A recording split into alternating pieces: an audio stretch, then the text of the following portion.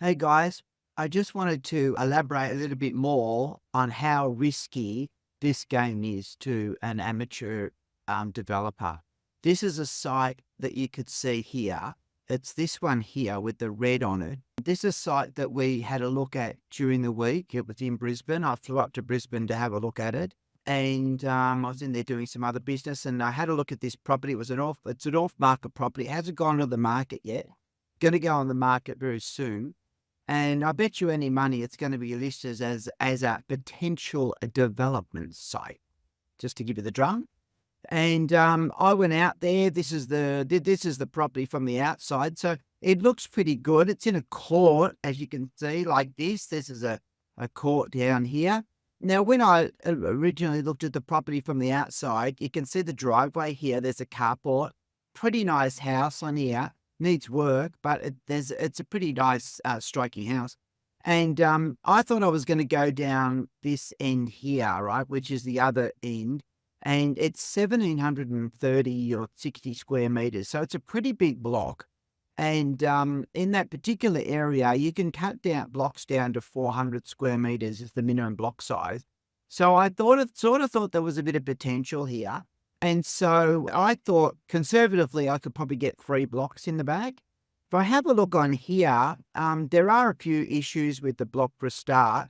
This is the block here. And as you can see, there's a lot of trees here and there's a lot of urban land out the back, right? Which automatically sends alarm bells through my system because there's something wrong here already. So that's already alarmed me.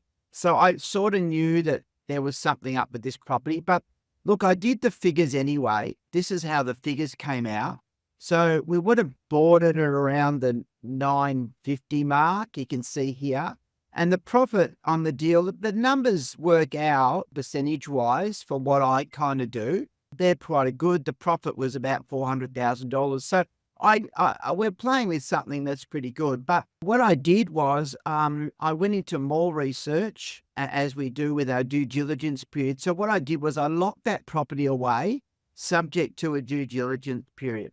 And in that due diligence period, this is what I found. So there's a reason why this block hasn't been subdivided, and it's because the darker blue that you see here is actually a flood zone.